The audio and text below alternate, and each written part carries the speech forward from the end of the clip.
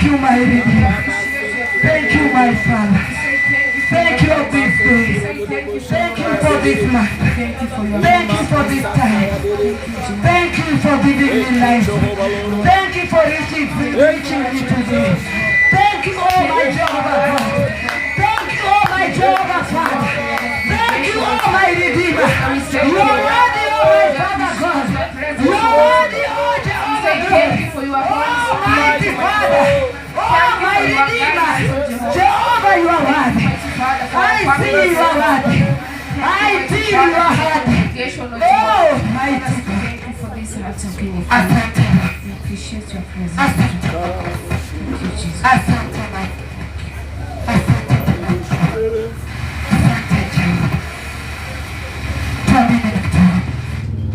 Baba, katika jina la Yesu tunakushukuru Jehova kwa ajili ya siku ya leo. Ni wema wako Bwana umetufikisha mahali tumefika. Tumeona mikono yako ya wema Bwana. Tumeona ushindi wako kinafua. Umetufikisha kwa siku ambayo hatukutarajia. Ni wengi wameenda Bwana, lakini sisi umetufikisha. Sio kwa uwezo wetu Yesu, ila ni kwa neema yako Jehova. Tunakushukuru tukisema ni asante. Tunakushukuru tukisema ni asante.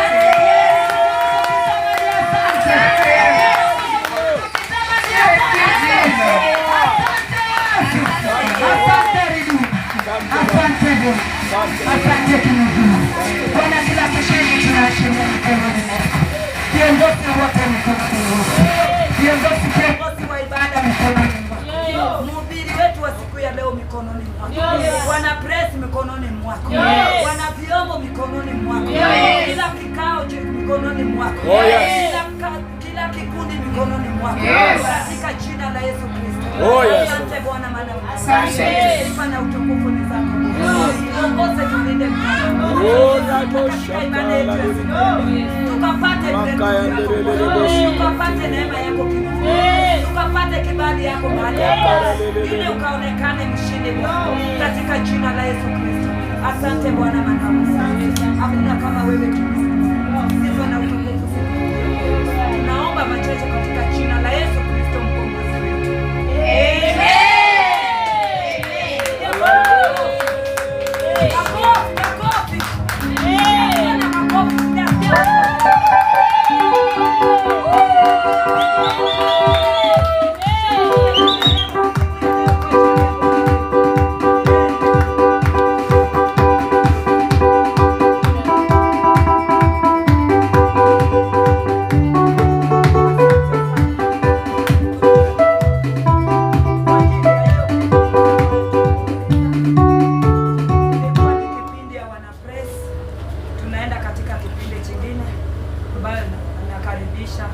Kiongozi wa ibada.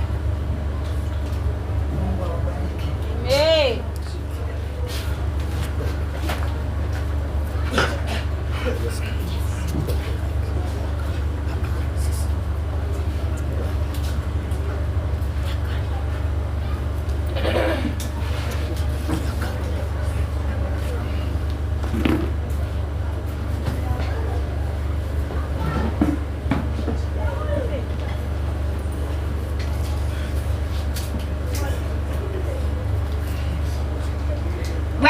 Asifiwe.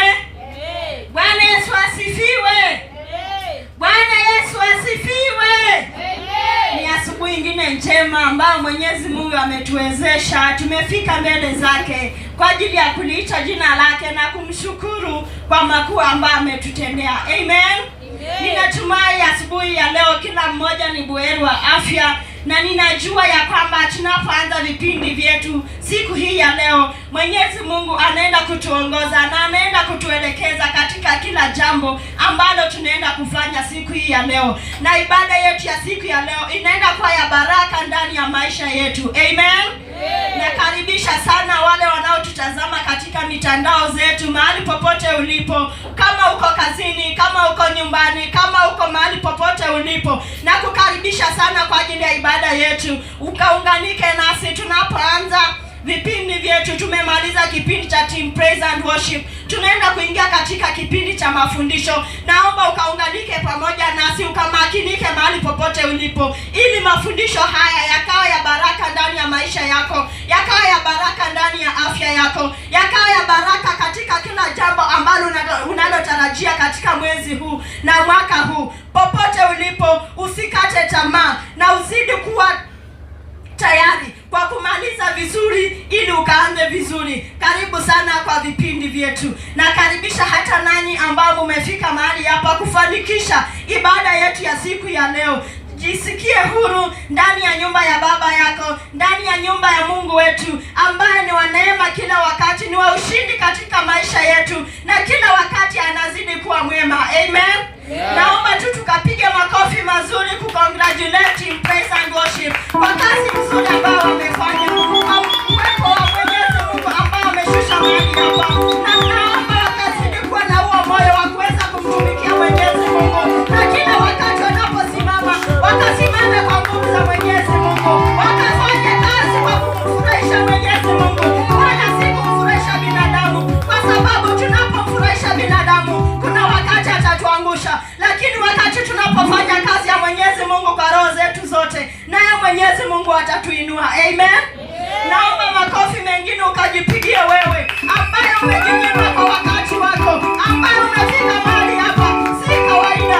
Wakati wa sasa wengine wako kwa shughuli za hapa na pale, wengine wanatafuta jinsi watakavyojipanga kesho, wengine wanapiga hesabu jinsi watakavyosafiri, lakini wewe umejinyima kwa ajili ya kufika mahali hapa. Sio jambo la kawaida na sio jambo la kuchukulia kimzaa. Ninakushukuru kwa kufika mahali hapa. Naomba tu kajiongezee makofi mazuri. Jipigie tu makofi mazuri mazuri mazuri. Na ukasema ya kwamba kwa ajili ya vipindi vyetu vya siku ya leo vinaenda kuja baraka ndani ya maisha yako, vinaenda kuja ushindi ndani ya maisha yako. Popote ulipo, chochote unachotarajia kutoka kwa Mwenyezi Mungu anaenda kukujibu. Amen. Mbarikiwe sana sana sana. Amen. Ninajua ya kwamba wiki ile ambalo tunaenda kuanza ni wiki la sikukuu. Amen. Kwa hivyo ningependa tu tusimame, munisaidie kuimba tu hiyo wimbo tunapofurahia, kwa sababu hiyo siku najua labda tutakuwa sehemu mbalimbali. Amen. Kwa hivyo naomba tu tukaimbe kwa pamoja, ili tunapenda kukaribisha mwalimu wetu tukawe kwa hiyo mood. Amen. Ni mood ya kufurahia kwa sababu sio kawaida. Amen. Hakika kutoka Januari hadi wakati wa sasa si kawaida.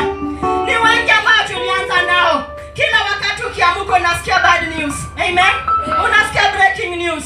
Lakini wewe Mungu amekuenzi. Mungu amekufikisha mahali hapa. Tunayo sababu ya kumtukuza. Amen. Tunayo sababu ya kulisifu jina lake. Amen. Naomba tu tuimbe huo wimbo wa Merry Christmas. Amen. Naomba mwimbaji mmoja wa Team Praise and Worship anisaidie.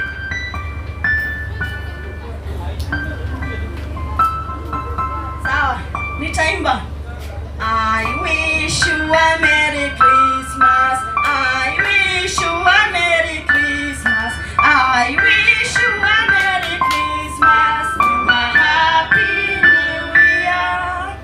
Tunaanza tena. Sauti najua, lakini tutakubaliana. Amen. Kila mtu na kipawa chake. 1 2 3 start. Wish you a Merry Christmas.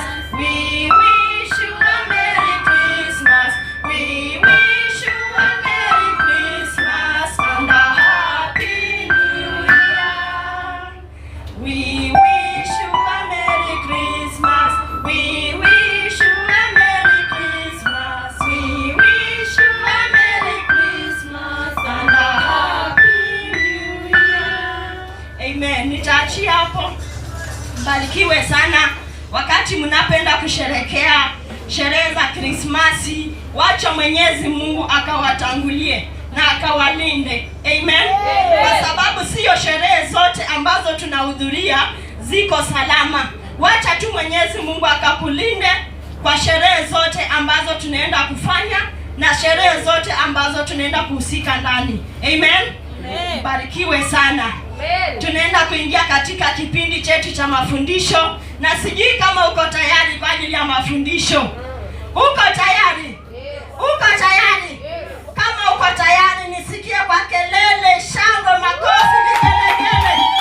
Shangwe, vigelegele kwa ajili ya kusherehekea, kwa ajili ya kukaribisha mwalimu wetu ambaye anaenda kutufundisha asubuhi ya leo, ambaye anaenda kutufundisha na baraka, mafundisho ya uwezo, mafundisho ya ushindi. Sijaona mtu akifurahia, sijaona hata mtu akikuruka, sijaona mtu akiwa na furaha maishani mwake, sijaona mtu akifurahia. Simama kwa miguu yako, ruka ruka na kukaribisha mwenzako, kukaribisha kwa ibada ya siku ya leo, kukaribisha ukiandaa kwa ajili ya ibada ya siku ya leo, kukaribisha kwa vipindi vyote. Simama kwa miguu zako, kukaribisha mwenzako, kusalimia na ukamwambia ajiandae kwa ajili ya mafundisho ambayo tunaenda kupokea. Na asitoke bure. Jinsi amejinyima kwa ajili ya kufika mahali hapa, jinsi amekuja kusikia mafundisho ya siku ya leo, akatoke na kitu kipya, akatoke na ushuhuda siku ya leo, akatoke na baraka siku ya leo, akatoke na uponyaji, akatoke na ushindi, akatoke na uwezo, akatoke na neema ya Mwenyezi Mungu siku ya leo. Nenda naye, mkaribishe.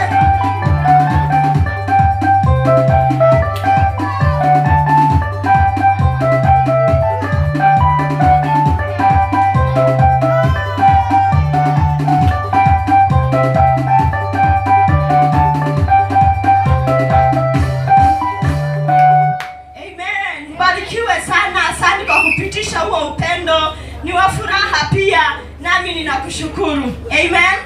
Karibu sana mwalimu wetu, ukatubariki na mafundisho asubuhi hii ya leo.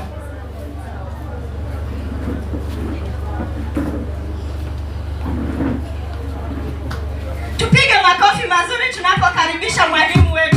Piga makofi mahali ulipo. Piga makofi mazuri, makofi. Piga makofi, piga makofi, piga makofi, piga makofi. Amen. Amen.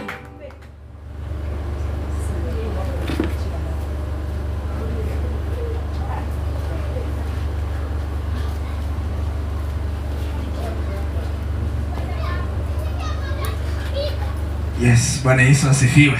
Amen. Bwana Yesu asifiwe. Amen.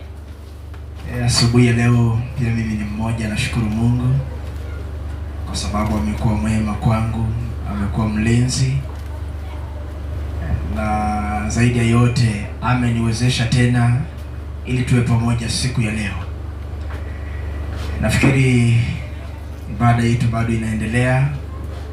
Wale bado hawaja tune in, ibada yetu tuko ibada ya pili mchana huu wa leo. Nataka tu kukaribisha kila mmoja ili ya kwamba tukasikize pamoja Bible study yetu. Tunapojifundisha mambo mawili matatu kwa sababu ya asubuhi ya leo. Nafikiri nitakuwa tu mfupi, lakini najua tunaenda kuelewana, na zaidi ya yote tunaenda kutoka na kitu. Jambo ninaenda kulizungumzia leo kwa ufupi ni kuhusu msamaha,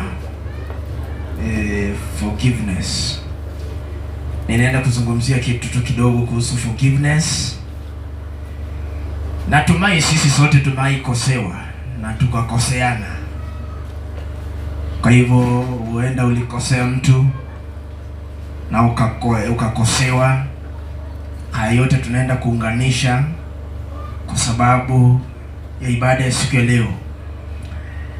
Ukisoma mistari mingi katika Biblia na watu wengi katika mifano wamezungumzia kuhusu msamaha, lakini tutapita wachache kadri ya masaa, ili na sisi tujikumbushe tunapoingia katika maombi, yatusaidie ili kwamba tukasamee waliotukosea, nasi tuliowakosea pia tuwasamee na watusamee, ili kwamba tuende katika mwaka mpya ambao ni mwaka mzuri. Ukiangalia Biblia imezungumzia, na Yesu mara nyingi amezungumzia kuhusu msamaha mara nyingi. Petro akauliza Yesu, mtu anafaa kusamehe mara ngapi akiwa amekukosea? Na Yesu anamwambia ikiwezekana 7 mara 70. Na ukiangalia Yesu mwenyewe katika kufundisha kwake, amefundisha wanafunzi wake na aliwahimiza kwamba mkiwasamehe watu na nyinyi baba yenu wa mbinguni atawasamehe. Bwana Yesu asifiwe. Kwa hivyo si jambo geni, lakini kama roho yako haiko tayari kusamehe, na wewe pia kusamehewa inakuwa ngumu kidogo. Bwana Yesu asifiwe. Ukiangalia kikubwa sana katika msamaha, Yesu anazungumzia kuhusu kwa mfano, yeye ametusamehe sisi kwa kutufia msalabani. Sasa analeta hilo kwamba na nyinyi mkisamehe watu na nyinyi mtasamehewa kule mbinguni. Bwana Yesu asifiwe. Nataka mtu anisomee kitabu cha Matthew chapter number 6 verse 14 and 15. Matthew chapter number 6 verse 14 and 15.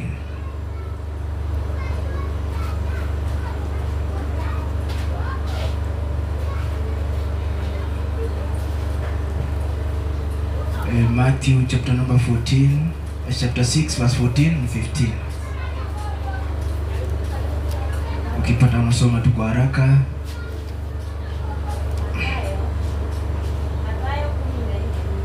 Sita mlango wa mstari wa 14 hadi 15. 6 verse 14 and 15. Say. Yes. Kwa maana mkiwasamehe watu makosa yao, ndio Baba yetu wa mbinguni atawasamehe ninyi pia. Ndio. Lakini msipowasamehe watu makosa yao, naye Baba yenu hata wasamehe makosa yenu. Ukisoma hii mistari, Yesu alikuwa anafundisha wanafunzi wake. Na akawa anawafundisha namna ya kupanda mbegu iliyo nzuri. Na anapowafundisha anataka wakae katika huduma kwa kupanda mbegu iliyo sahihi. Sasa forgiveness ni kama mbegu, it's like a seed. Ukipanda mbegu ya msamaha, basi na wewe pia unakuwa unajisamehe. Unakuwa unafungua njia ya msamaha kwa maisha yako. Unakuwa vitu ambavyo vilikuwa vimekwama vinaanza kufunguka. Sasa nawaambia kwamba mkizoea kusamehe watu, jueni ya kwamba na nyinyi mnafunguliwa kwa njia hiyo ya msamaha. Bwana Yesu asifiwe. Amen. Sasa wengi ndani yao ukiangalia walikuwa wanafuata Yesu, lakini msamaha hawakuwepo. Na Yesu alipoangalia akaona kwamba hao wanafunzi niko na wao, lakini wengi wao hawajajua namna ya kusamehe. Na ndiye anawafundisha, anawapa sala kwamba wakati mmefika mwisho, zoea kuomba hivi kwamba Baba yenu aliye mbinguni. Anawafundisha katika sala msamaha ukiwa katika maombi. Alafu mwisho anaona bado hawajatosheka, anashuka chini anayesema ya kwamba mkiwasamehe wenzenu na Baba yenu wa mbinguni atawasamehe ninyi. Bwana Yesu asifiwe. Kila alikuwa anajaribu kuleta picture ambayo inaitwa mira, kioo, ya kwamba yeye ukiwa ndani yako kuna msamaha, basi unamwangaza Yesu aliye ndani yako. Ukiwa na msamaha unajaribu kuelimisha watu vile Yesu amekusamehe wewe. Sasa hii ni njia moja ya wewe kuleta mfano mzuri ya kwamba kwa sababu Yesu alisamehe, amenifundisha na nimeelewa kusamehe, ninaweza kusamehe mtu. Sasa faida ya msamaha ikionekana kwa mtu, inaonyesha vile Yesu alivyo ndani ya huyo mtu. Bwana Yesu asifiwe. Sasa alitaka wanafunzi wake waelewe ya kwamba wakiwa na tabia nzuri, kioo kizuri, wakiangaliwa na watu vizuri kwa mienendo mizuri ya kusamehe, basi Yesu atakuwa anatangazwa kwa njia nzuri. Sasa ndiye alikuwa anawaelimisha ya kwamba mkisamehe na Baba yenu wa mbinguni atawasamehe. Bwana Yesu asifiwe. Kwa hivyo vile mtu anaendaga kwa kioo, anaangalia, anajiangalia, anaona kwamba si kujipaka mafuta vizuri, akarudi akajipaka mafuta vizuri, akarudi akajiangalia. Hivyo ndivyo mtu akiwa ndani ya msamaha, akiwa ndani yake anaelewa namna ya kusamehe mtu, hivyo ndivyo anakuwa Yesu anakuwa ndani yake, anajieleza. Ni vigumu, ndio ni vigumu kusamehe. Kuna kitu kinaitwa the spiritual freedom. Kuna mtu anaweza kuwa old grudge, anasema huyu nilimsamehe lakini sijamsamehe kutoka kwa roho yangu, nilimsamehe lakini vile alinifanyia sijawahi kusahau. Yani unasamehe mtu lakini ile freedom ya kusamehe haiko kabisa. Umemsamehe tu, lakini ukijaribu kutafakari unasema huyu bwana niliachana tu na yeye, nilimsamehe lakini kwa roho yangu siwezi kusahau. Ina maana ya kwamba haujakubali kumsamehe kikamilifu. Lakini ukikubali kumsamehe kikamilifu, hivyo ndivyo Mungu anaruhusu ukamilifu wa mtu katika njia yake pia ikamilike. Bwana Yesu asifiwe. Saa zingine mtu anaweza kusema hata kama una hold grudge kiasi ya kwamba healing yako inakuwa ngumu, yani ukikumbuka moyo wako kupona unakuwa ni shida. Unaangalia unasema huyu bwana, huyu ndugu, huyu dada alifanya moyo wangu ukakosa amani, na nikikumbuka naona kumsamehe inakuwa shida. Lakini siku ya leo mpendwa, nataka kusema kwamba Baba wetu wa mbinguni anasema tukisamehe hata na sisi tutasamehewa. Amen. Usihold grudge kiasi ya kwamba moyo wako huwezi kupona. Healing yako ndani yako inakuwa shida. Saa zingine ukikumbuka unasema huyu kila alifanyia mtoto wangu, kila alifanyia wazazi wangu, kila alifanya, kumbe hiyo msamaha ndio imefunga baraka zako. Bwana Yesu asifiwe. Kuna vitu vingine, baraka zetu zingine zimefungwa tu kwa sababu ya msamaha. Mtu alikukopa, ndio alikukosea, ndio alikuletea shida, alikukosanisha na watu, lakini ukitafakari, wakati unakumbuka tu mtu anakukopa, unakumbuka yule bwana. Wakati unakumbuka tu ya kwamba kuna mtu anaenda kuchukua kitu chako, unakumbuka yule mtu alikukosea. Ina maana ya kwamba saa zingine tunasamehe lakini hatusamehi kabisa. Lakini leo hii lazima tujifundishe kusamehe kabisa. Maana Biblia anasema mkisamehe na Baba yenu wa mbinguni atawasamehe. Bwana Yesu asifiwe.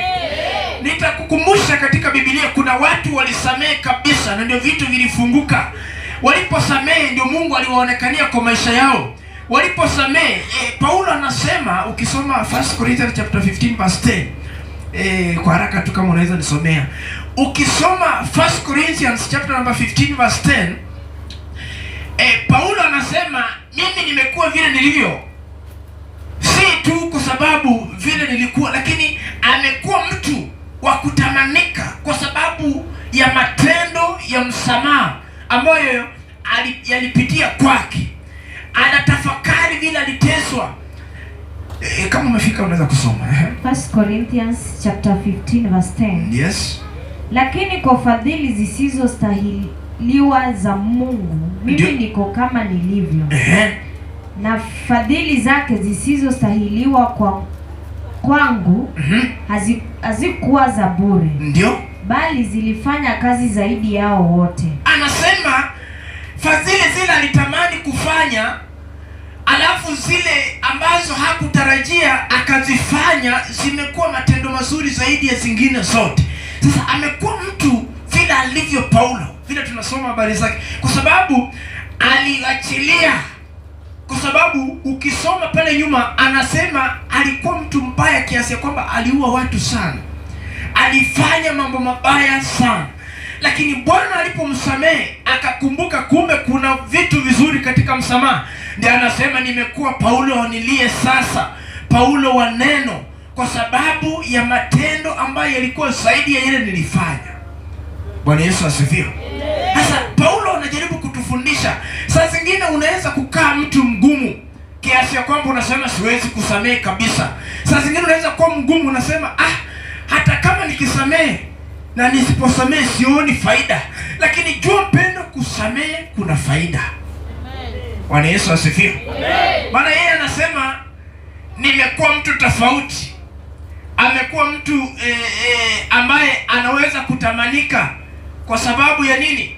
Kwa sababu ya matendo ya msamaha. Ukisoma Ephesians chapter number 4 verse 32, anajaribu kuambia Waefeso, maana Waefeso walikuwa wamechanganyika, Waefeso walikuwa na mambo mengi kuhusu wenzao. Lakini ukisoma Ephesians 4:32, Paulo anaambia Waefeso jambo kuhusu msamaha. Anawafundisha kitu kigumu ambacho hakikuwa ndani yao, ili kusudi tu waelewe Mungu aliye ndani ya msamaha. Ephesians chapter number 4 verse 32, anajaribu kuleta hawa Waefeso vizuri, ya kwamba wawe watu wa kuelewana, ndio wajue kuna Mungu ambaye anaweza kukaa na wao katika msamaha. Ephesians chapter 4 verse 32.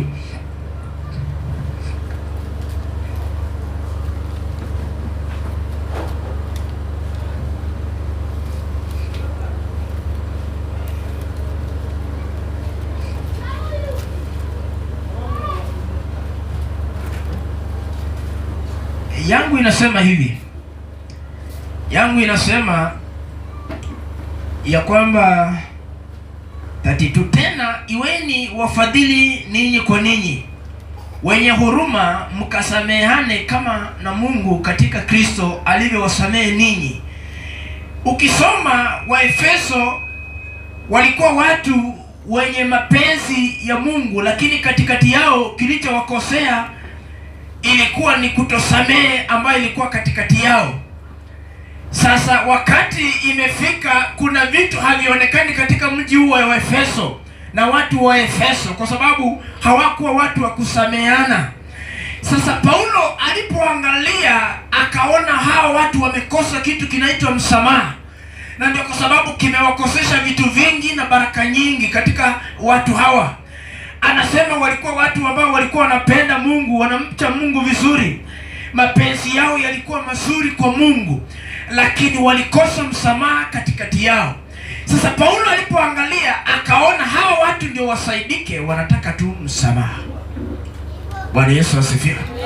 Sasa anawaelimisha, anasema tupendane sisi kwa sisi, tukisameana katikati yetu, ili turuhusu Mungu atusamehe sisi, aachilie baraka zake katikati yetu. Bwana Yesu asifiwe. Hii msamaha, mara nyingi mtu anaweza kuingia mwaka mpya akiwa amebeba grudge, amekosa healing ndani ya moyo wake, kwa sababu anakumbuka vile alikosewa, anakumbuka vile mtu alimfanyia matendo mabaya yakamkosesha baraka.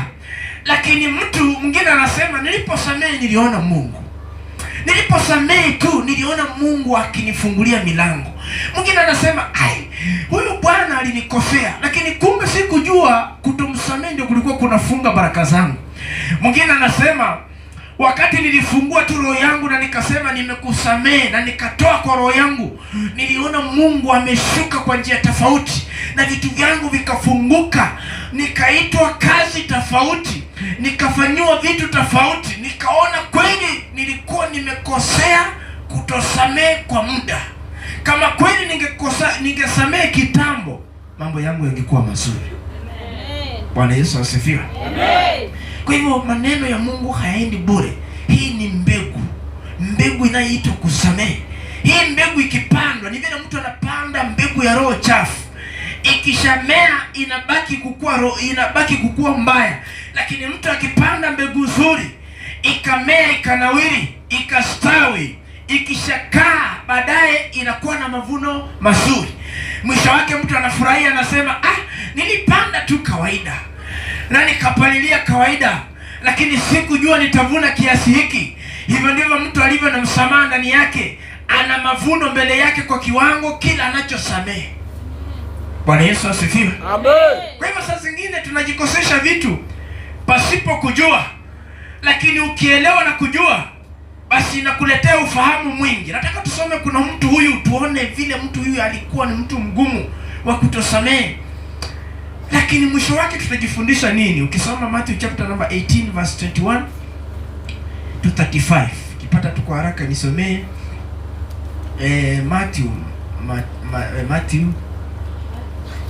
Mathayo mtakatifu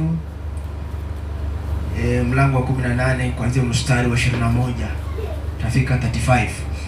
Inasema, Kisha Petro akamwendea akamwambia, ndio Bwana, ndugu yangu anikose mara ngapi nami nimsamehe? Ndio.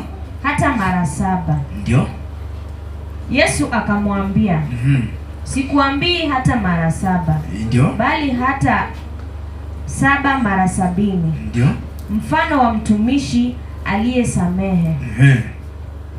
Kwa sababu hii ufalme wa mbinguni umefanana na mfalme mmoja, ndio, aliyetaka kufanya hesabu na watumwa wake. Ndio.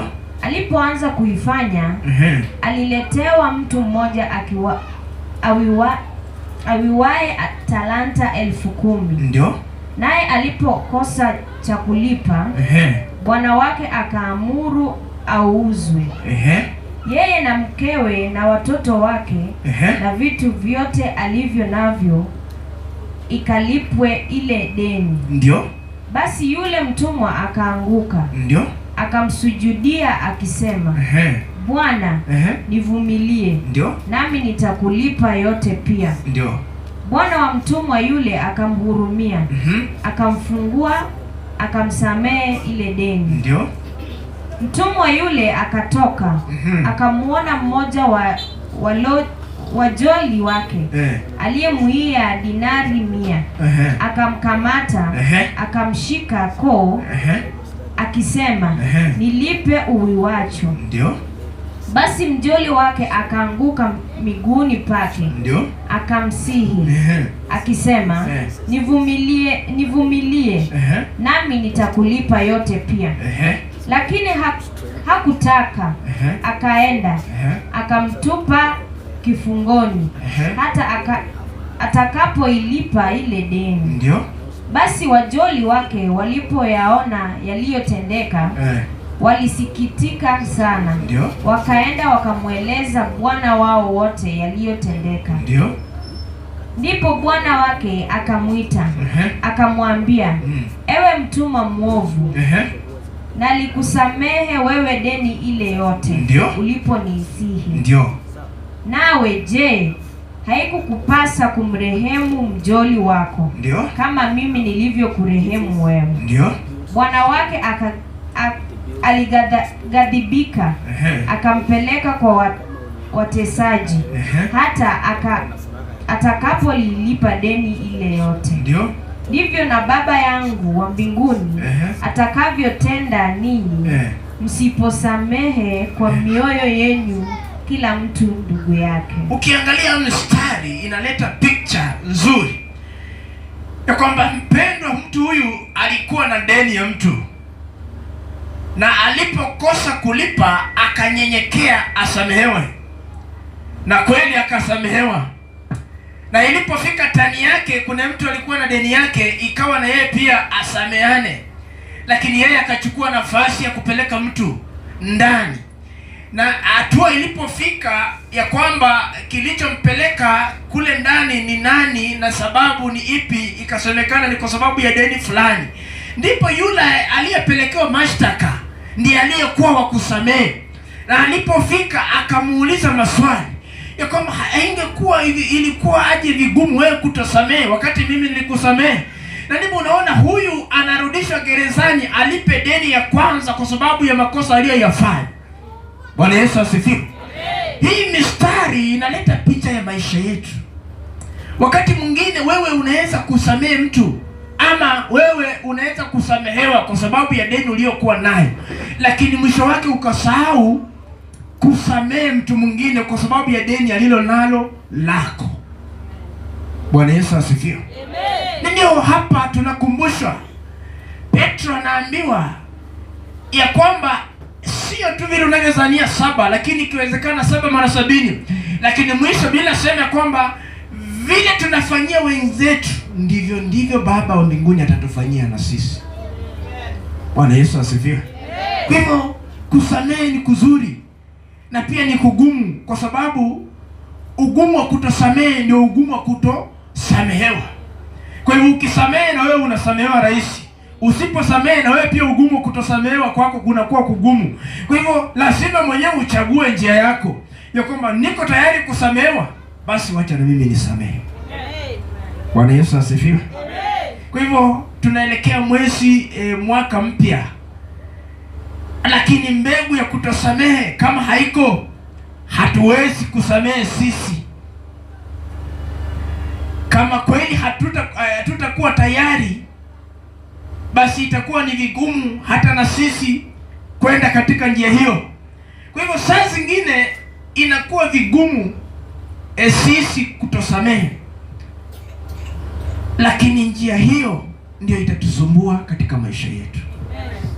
Bwana Yesu asifiwe. Saa zingine unaangalia mtu alikukosea, hako kwa huduma, unaanza kurecall, huyu mtu anahubiri lakini vitu vyangu ndio vinashua, yani ndio vinafanya mimi na yeye hatuwezi kusikizana. Ukiona anapita unasema huyu mtu ati anahubiria watu, anahubiria nini? Na wakati mimi yako na deni yangu shilingi 50,000, 10,000 na 15,000. Anahubiri nini? Saa zingine hata mwingine atasimama hapo aseme, wewe deni yangu utalipa lini? Huyo mtu anajikaza tu, anasema kwa sababu nishachukua nafasi, lakini hicho kitu kitakukosesha hata wewe furaha. Bwana Yesu asifiwe.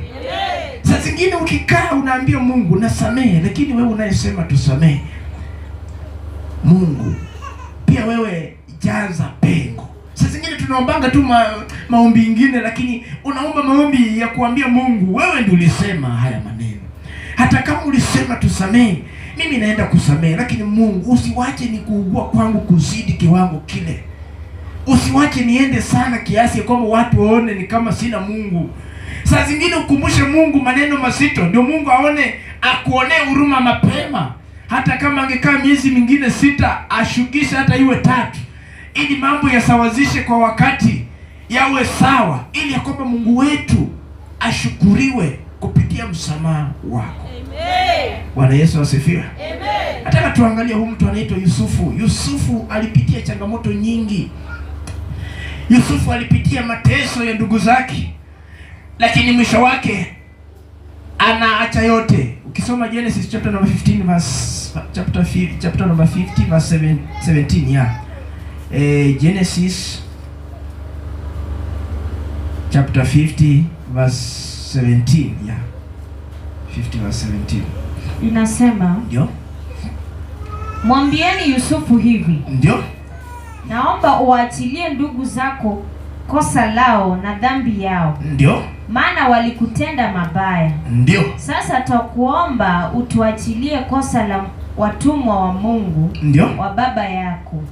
Yusufu akalia waliposema naye. Ukiangalia hawa watu walifikiria makosa, wakaona vile walitendea ndugu yao mabaya wakati wanateseka, wamefika mwisho. Lakini walipofikiria kwamba tunahitaji msamaha kwa sababu ndugu yetu tu ndiye anaweza kutukomboa, ndugu yetu tu ndio suluhisho, ndugu yetu tu ndiye anaweza kututoa, Yusufu anakumbuka kwa machungu that freedom. Anaangalia healing yake ndani ya moyo wake, anaangalia kweli hawa walinifanya kuwa mtu ambaye hawezi kuhesabika kwa sababu ya ukweli wa neno langu, kuambia vile Mungu anavyosema na wao.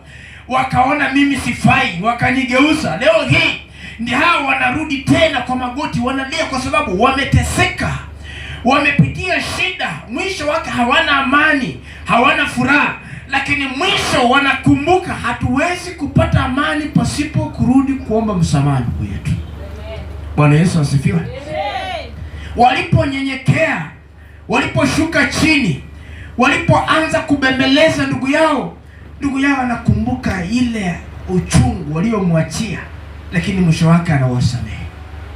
Bwana Yesu asifiwe. Amen. Kwa hivyo vitu vingine pasipo msamaha haviwezi kufunguka. Pasipo msamaha hatuwezi kupona. Pasipo msamaha hatuwezi kuokolewa. Lazima tuwe na ile power in action, yani kusamehe is a choice, na kutokusamehe pia ni a choice. Unaweza kusamehe, ni choice yako ambayo itakufungulia njia. Unaweza kosa kusamehe, pia ni choice, itakukosesha vitu vizuri. Kwa hivyo hii ni choice ya mtu. Kutosamehe ni choice na ni mbegu. Either hii uamue upande mbegu ya msamaha, then iwe choice ya maisha yako. Mungu aingilie kati, uchague choice ya kutosamehe, upande mbegu ambayo haina msamaha, ikufungie vitu vyako. Bwana Yesu asifiwe. Kwa hivyo ukiamua, ni kitu kigumu kuachilia ugumu, that bitterness, kurelease ni vigumu, lakini ni choice. Bwana Yesu asifiwe. Itadetermine tu mwenyewe utaamua aje, utafanya aje, lakini hiyo choice ukiachilia inakufanya unakuwa free. Inafanya mtu roho yake inakuwa anasema, nilikuwa nimebeba fulani kwa muda mrefu, nilikuwa sijasamehe fulani, nimetembea na yeye kwa muda mrefu, lakini wakati nimemsamehe nimeona roho yangu imetulia. Bwana Yesu asifiwe. Anasema nimeona huyo ulikuwa ni mzigo mzito, mzigo huu ulinifinya sana, mzigo huu nilitembea, niliteseka, lakini kumbe sikujua kuachilia ndio nitakuwa nimepumzika. Bwana Yesu asifiwe. Ile mambo ufanyika msamaha huko kwa kila mtu. Kuna kukosewa na kuna kukoseana, lakini choice ya mtu akikubali kusamehe, basi na mambo yanakuwa sawa sawa. Bwana Yesu asifiwe. Ukiangalia vile Yusufu alikuwa na choice ngumu. Aliangalia ile freedom, akaona nikiendelea kuwabeba hawa ndugu zangu, nimeteseka, nimeenda, nimefungwa, nimetoka gerezani, nimevumilia, ndio hii saa hii nimefika, bado Mungu ananitetea, amenipigania. Ninaona ukuu wa Mungu kwa maisha yangu. Ndugu zangu ndio hawa walifikiria mimi kunifanyia vile wanifanyia watakuwa salama, lakini kumbe ni walikuwa wameanza mwanzo wao ambao ni wa shida. Saa zingine kumbe kutosamehe unaweza kuwa ndio shida umeanza kwa maisha yako. Lakini ukikaa, mtu anasema mimi unaonanga ule mtu akikwambia mimi nimekuachia Mungu, umemkosea lakini akasema mimi nimekuachia Mungu, huyo mtu ni hatari. Maana anaona ule tu Mungu anaweza kumfariji ni Mungu tu peke yake. Sasa haoni haja ya kubeba wewe, haoni haja ya kuteseka na wewe, lakini lengo lake anaona kwamba nikiachilia basi ni Mungu atafanya kama Mungu. Bwana Yesu asifiwe. Watu wengi umeangalia, mtu anakutendea kazini, mtu anakukosea kazini, mtu anakukimbia kwa wakubwa, anasema huyu hawezi kazi, huyu tumemwona anasema kuhusu wakubwa, anasema vile ambavyo kampuni hii amesongezea mambo mengi, anaongeza chumi. Mwisho wake huyo mtu akiitwa akawa accountable anashindwa.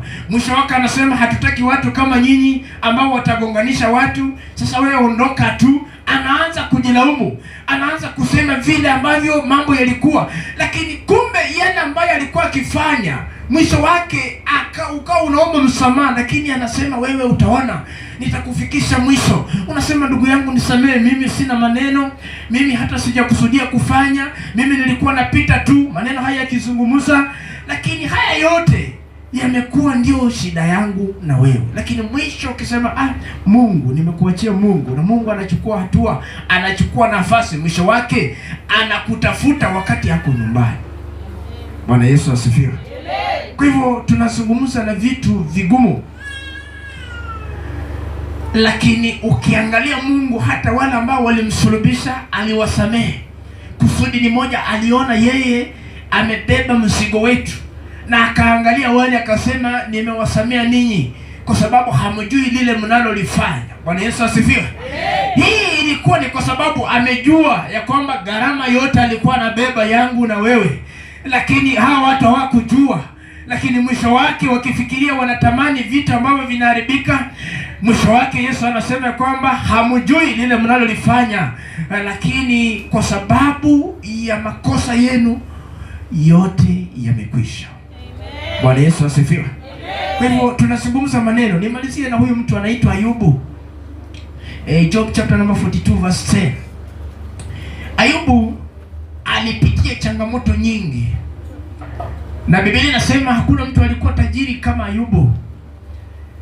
Ayubu alikuwa ni mtu ambaye utajiri wake umeonekana ulikuwa mwingi sana, lakini mwisho wake Ayubu, ukisoma mistari hii, Biblia inasema Ayubu alianza kukoswa na maneno mengi, akapitia shida nyingi. Hii ndio shida tunayopitia wapendwa. Tunapitia shida nyingi, lakini tukiruhusu msamaha, basi na Mungu anarudisha vitu vyetu. Biblia inasema Ayubu alikuwa na vitu vingi. Kama ni mifugo alikuwa nayo, kama ni mashamba alikuwa nayo, kama ni vitu alikuwa na vitu vingi, lakini Biblia inasema alikwisha, mwisho wake akavikosa. Lakini suluhisho lake lilikuwa nini? Ukisoma hiyo Ayubu inasema vipi? Inasema kisha Bwana akaugeuza uteka wa Ayubu. Ndio Hapo alipowaombea rafiki zake. Ndio Bwana naye akampa Ayubu mara mbili kuliko hayo aliyokuwa nayo kwanza. Ndipo akamwendea nduguze wote, waume kwa wake, nao wote waliojuana naye hapo zamani, wakala chakula pamoja naye katika nyumba yake. Nao wakamlilia na kumtuza moyo katika habari za huo uovu wote Bwana aliouleta juu yake. Kila mtu akampa kipande cha fedha na pete ya dhahabu kila mmoja. Basi hivyo Bwana akaubarikia huo mwisho wa Ayubu. Ukiangalia chetu hapo, ukisoma mwisho wa Ayubu una baraka nyingi. Bwana Yesu asifiwe. Ukisoma Ayubu hii mistari, bila sema Ayubu alikosa na mambo mengi. Ayubu alipitia changamoto nyingi, lakini aliporuhusu msamaha kwa wale waliokuwa wamemzunguka, Biblia inasema na Mungu aliingilia kati, akaanza kubariki vitu vya Ayubu viwili, akaanza kuvileta times 2, akavileta na mwisho wake anasema alibarikiwa zaidi. Bwana Yesu asifiwe. Biblia inasema heri mwisho wa kitu kuliko mwanzo. Maana mwanzo unaweza kuwa mzuri sana, lakini mwisho kama mwisho wa shida. Heri kuwa na shida, lakini mwisho wako uwe mwisho mzuri, mwisho ambao ni una usalama, mwisho ambao una faida, mwisho ambao wenyewe utakuwa unautolea ushuhuda ya kwamba nilianza nikiwa chini, lakini Bwana aliponiinua, nilipogundua siri ya msamaha, Bwana alinipandisha. Sasa wewe usemi, lakini watu wanasema huyu ndugu usimuone hivi, huyu bwana alikuwa na shida. Lakini bwana huyu alipoanza neno, alianza tu kama mtu wa kawaida. Lakini nakumbuka siku moja mama fulani alimkosea. Nakumbuka siku fulani yule mzee jirani akamkosea. Lakini nilichonipendeza na huyu mama ni kitu kimoja, ya kwamba yeye alimsamehe, akasema hata kama imeenda nimekusamehe. Hakuangalia uzito wote, lakini yeye alichukua tu rahisi, akasema nimekusamehe.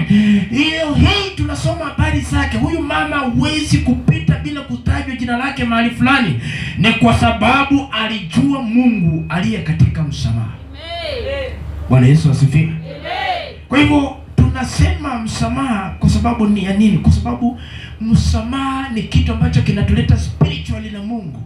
Ni kitu kina connect mtu spiritual. Mtu akijua kusamehe, na Mungu anaanza kuonekana kwa maisha yake. Anaanza kuonekana spiritual, anaanza kumuonekania. Mtu akianza kusamehe, Mungu ndiye anaanza kumuonyesha kwamba ndugu yangu hivi, anaanza kushuka. Bila sema Ayubu alikuwa mtu tu kawaida, lakini bila sema alipoonyesha msamaha, Mungu alianza kuonekana spiritual kwa vitu zake. Mungu alianza kumuonekania. Biblia sema hata shetani ameenda kumjaribu, lakini shetani anarudi kwa Mungu, anasema lakini ninaona umemzingira, ninaona uko tu na huyu mtu wako karibu. Ni kwa sababu aligundua siri ya msamaha. Bwana Yesu asifiwe. Amen. Kwa hivyo tunazungumza vitu ambavyo vina nguvu ya Mungu ndani yake. Tunazungumza msamaha ambao uko na connection zaidi ya vile tunavyojuana na Mungu. Tunazungumza msamaha ambao una mbegu ya aina yake, mbegu ambayo mtu anasema hii mbegu hii hakuna siku haiwezi kumea. Ukiipanda yenyewe itachipuka, hata kama itakaa kwa mchanga hata miezi 3 itakuja kumea. Mark mali umepanda. Hiyo ndio mbegu tunayozungumza, kwamba hata kama tunasamehe, hata kama itapita siku gani, lakini Bwana atakuja kuonekana kwa msamaha. Kile kitu ninachomalizia tu ni kwamba saa zingine inafanya huruma ya Mungu inakuwa karibu na sisi. Mungu anatusongesha karibu na yeye. Saa zingine wakati tunasamehe, tunapata kuelewa na kujua Mungu huyu kwa njia gani alituita sisi. Anasema yeye ni mti na sisi ni matawi. Anatufananisha na mtu asiyezaa. Katika msamaha anaondolewa, anakuwa si kitu mbele yake. Anasema tutatendewa vile tunavyotendea wenzetu, lakini tukifanya yaliyo mazuri, na Baba yetu wa mbinguni atatufanyia yaliyo mema kama alivyofanyia Ayubu. Maana bila sema alisawazisha vitu double, na mwisho wake Ayubu, tunasoma habari zake kwamba Ayubu alikuwa mtu tajiri kuliko watu wote ambao tunasoma katika Biblia. Ni kwa sababu alifahamu kusamehe